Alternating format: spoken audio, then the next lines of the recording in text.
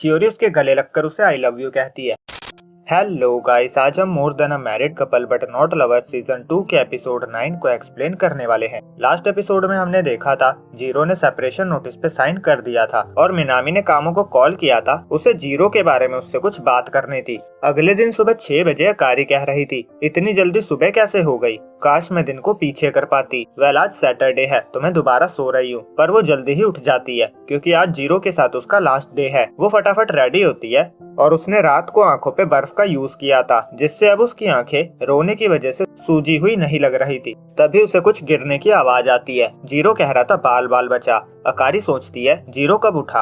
वो जाकर देखती है जीरो किचन में था। वो पूछती है तुम क्या कर रहे हो, चुपके से स्नैक्स चुरा रहे हो। जीरो कहता है नहीं नहीं, मैंने सोचा हम हमारा लास्ट ब्रेकफास्ट साथ में बनाते हैं। वहाँ पे थोड़ा सामान फैला हुआ था। अकारी उसकी हेल्प करने लगती है। जीरो कहता है मैं तुम्हारे लिए काम बढ़ाने की नहीं सोच रहा था, मैं सच कह रहा हूँ। अकारी हंसने लगती है और कहती है ये हुआ क्योंकि तुम्हें लास्ट दिन में अच्छा बनना था। जीरो हाँ कहता है। अकारी कहते है चलो साथ में ब्रेकफास्ट बनाते हैं। और 6 महीने साथ रहने के बाद भी जीरो को उसकी हंसी की आदत नहीं हुई थी। फिर अकारी उसे सब्जियां काटना सिखाती है और जीरो नोटिस करता है आज कुछ अलग है। अकारी को लगता है वो वेजिटेबल्स कट करने की बात कर रहा है, पर जीरो कंफर्म करता है वो अकारी की बात कर रहा है। अकारी कहती है क्यों, क्या डिफरेंट है। जीरो से घूरता हुआ कहता है मैं कोई एक चीज पॉइंट आउट नहीं कर सकता, पर तुम आज बहुत ज्यादा क्यूट लग रही हो। ये सुनते ही अकारी ब्लश कर रही थी। वो कहती है अचानक से क्यों। जीरो कहता है क्या क्यों। एम्बेरस्ड अकारी कहती है कुछ नहीं, और वो वापस काम में लग जाती है और सोचती है मैंने गलत सुन लिया है, जीरो ऐसा नहीं कह सकता।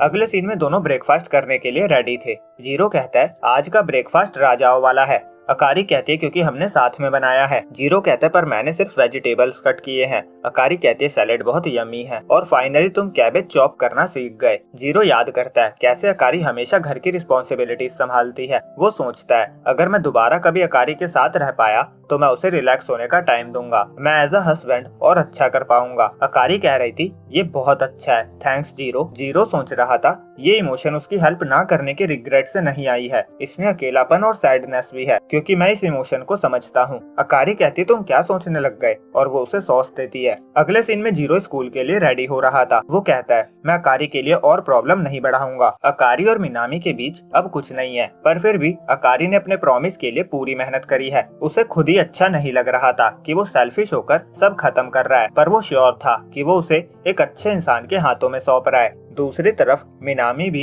नोटिस सबमिट करने जा रहा था। शियोरी उसके सामने ही थी। वो पूछता है तुम्हें कुछ कहना है क्या, अगर तुम कहोगी नहीं तो मुझे कैसे पता चलेगा। शियोरी कहते नहीं कुछ नहीं। फिर मिनामी जाने लगता है तो वो उसका हाथ पकड़ के कहती है मुझे लगता है मुझे सबमिट करने जाना चाहिए। सीन वापस जीरो पे आता है। वो शूज पहन रहा था। अकारी कहती है मैं अपना सामान पैक कर लूंगी और तुम याद से की रख लेना, जब तक तुम आओगे मैं जा चुकी होंगी। जीरो कहता है की मेरे पास है। अकारी कहती है अच्छा है, जब घर आओगे तो गेट लॉक करना मत भूलना। जीरो कहता है जब मैं घर आऊंगा तो मेरी मॉम मुझे डांटेगी, तुम दोनों कभी मिले नहीं हो, पर वो तुम में इंटरेस्टेड है। वो मुझे तुम्हें अच्छे से ग्रेटिट्यूड शो करने को बोलेगी। और आज सुबह मैं भी सोच रहा था कैसे मैं एक अच्छा हस्बैंड बन सकता था। अकारी कहती है तुम्हें रियलाइज नहीं है, पर तुमने मेरी बहुत हेल्प करी है। अपनी मॉम को कहना तुम्हारी वाइफ ने ये कहा है और अपना सर ऊंचा रखना। जीरो थैंक्स कहता है और जाने लगता है। अकारी उसे रोकती है और किस करती है और कहती है पहले दिन तुमने अपनी किस दी थी, अब मुझे पे बैक करने दो। जीरो खुद को संभाल नहीं पा रहा था,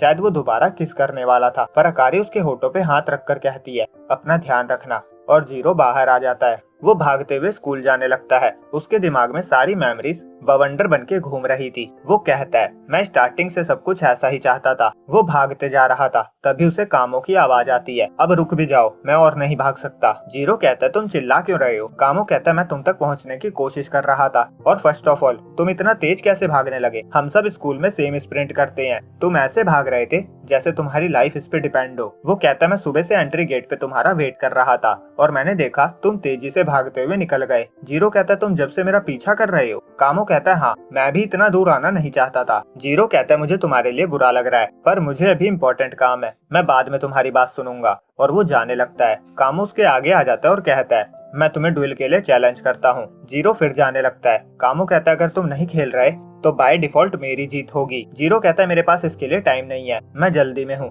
कामो कहता है मुझे पता है, इसीलिए तो मैं तुम्हारे पीछे पीछे भाग रहा था। वो पूछता है कल तुमने मेरे मैसेज का आंसर क्यों नहीं दिया, तुम कम से कम मैसेज को रीड तो कर ही सकते थे। जीरो कहता तुम मेरी गर्लफ्रेंड हो क्या, मुझे परेशान करना बंद करो। कामो से रोकते रोकते स्कूल में आ जाता है। जीरो कहता कुछ कहना है तो बोल भी दो। कामो कहता है मुझे तुम्हारी ये टोन बिल्कुल भी पसंद नहीं और मैं इसका पार्ट भी नहीं बनना चाहता, पर मुझे पता है तुम एक अच्छे इंसान हो, मुझे पता है तुम रिलेशनशिप में अनाड़ी हो। जीरो कहता कहना क्या चाहते हो। कामो कहता है तुम अपनी इच्छा से पेयर चेंज कर रहे हो ना, तुम हमेशा से शियोरी के हस्बैंड बनना चाहते थे और अब तुम्हें मौका मिल रहा है, इसीलिए तुम सेपरेशन नोटिस सबमिट करने जा रहे हो, है ना। जीरो कहता है हाँ। कामो कहता है गुड। वो कहता है मैं बहुत पहले से जानता हूँ तुम शियोरी को पसंद करते हो, इसीलिए मैं पेयर चेंज करने के लिए अपने पूरे दिल से तुम्हें कॉन्ग्रेचुलेट करना चाहूंगा, पर जब तुम ऐसा फेस बनाते हो तो ये करना मुश्किल हो जाता है। वो कहता है अगर मैं तुम्हारी जगह पे होता तो मैं भी वही कर रहा होता जो तुम कर रहे हो। तुम इस पॉइंट पे आकर ये नहीं कह सकते कि अब मैं पेयर चेंज नहीं करना चाहता, क्योंकि इसमें दूसरे लोग भी इन्वॉल्व हैं और सबसे ऊपर तुम्हारी वाइफ भी रीजन पूछेगी, और अगर तुम कारण बताओगे तो वो यही होगा कि तुम एक रॉक और एक हार्ड प्लेस के बीच में फंस गए हो। वो कहता मुझे ध्यान से सुनो, अभी तुम्हारी फीलिंग्स तुम्हारे प्यार और तुम्हारी वाइफ के बीच में डगमगा रही है। लाइफ में बहुत कुछ होता है और ये ठीक है कि तुम अपने लाइफ की चीजों को चॉइस करते हो जो तुम्हारी लाइफ को अफेक्ट करती है, और ये डिसीजन तुम्हारा होगा, तो इसके लिए तुम किसी को ब्लेम भी नहीं कर सकते। जीरो वहाँ से जाने लगता है और हम मिनामी के साथ उसकी कॉल का फ्लैशबैक देखते हैं। मिनामी उसे बताता है लास्ट टाइम जब मैंने जीरो से प्रैक्टिकल मैरिज के बारे में बात करी थी तो वो सैड था, तो मुझे चिंता हो रही थी कि वो पेयर स्विच करने से ठीक तो है ना। मुझे पता है वो ऐसा इंसान है जो दूसरों की फीलिंग्स की केयर करता है, उसे अपनी वाइफ पे भी ध्यान देना चाहिए। क्या तुम उससे उसकी फीलिंग के बारे में कंफर्म कर सकते हो। सीन वापस प्रेजेंट में आता है। कामो स्कूल से जाते हुए कह रहा था किसी दिन मेरी लाइफ में भी ये टाइम आएगा, पर इससे पहले मैं भी चाहूंगा मेरी लाइफ में भी वो रोमांटिक इवेंट्स हो, और शियोरी ने दोनों की बातें सुन ली थी। अब जीरो लेटर सबमिट करने वाले बॉक्स के सामने था। उसके दिमाग में कामो की बात चल रही थी कि उसकी फीलिंग्स डगमगा रही है। वो मन में कहता है जहाँ लड़कियों की बात आती है अभी तक शियोरी मेरी सब कुछ थी, पर पिछले 6 महीनों में मैंने सबसे ज्यादा टाइम अकारी के साथ बिताया है। मेरे दिल में शायद दोनों के लिए रोमांटिक फीलिंग्स है। नॉर्मली मैं ऐसा लड़का था जो डिसीजन नहीं कर पाता था और भाग जाता था, पर इस प्रैक्टिकल में मैं ये नहीं कर सकता, तो शायद सब कुछ दोबारा से ही स्टार्ट करना चाहिए। भले ही हम फ्यूचर में एक दूसरे को ग्रीट करते रहे, पर हमारा रिलेशनशिप खत्म हो चुका होगा। मैं कभी उसे सबसे पहले नहीं देख पाऊंगा, हम कभी साथ में डिनर करके एक साथ टीवी देखकर चिल नहीं कर पाएंगे, हम कभी एक दूसरे को गुड नाइट नहीं कह पाएंगे, पर सोसाइटी के अकॉर्डिंग ये नॉर्मल है। नॉर्मली मैरिड लाइफ तभी शुरू होती है जब आप एक दूसरे से बंधते हो। हम बस नॉर्मल सिचुएशन में वापस जा रहे हैं, तभी भागते हुए शियोरी वहाँ आती है। वो कहती है तुम्हारा फॉर्म। जीरो कहता है मैं बस सबमिट ही करने वाला था, क्या तुम भी इसीलिए आई हो। शियोरी कहती है सॉरी, मैं आई तो सबमिट ही करने थी,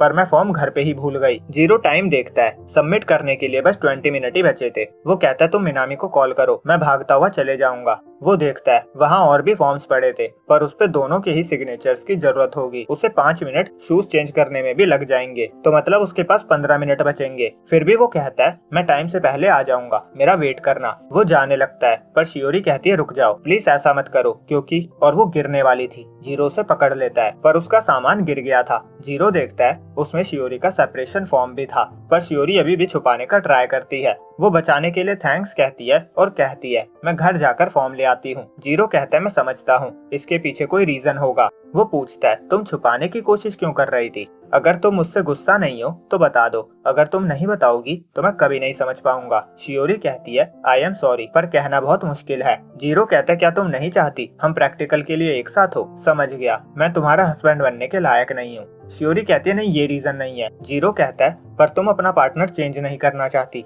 है ना। शियोरी उसके गले लगकर उसे आई लव यू कहती है, और यहीं पे ये एपिसोड एंड होता है। तो वीडियो अच्छी लगी हो तो लाइक और चैनल को सब्सक्राइब करना ना भूले। जल्दी मिलते हैं अगले एपिसोड में, जब तक के लिए बाय बाय।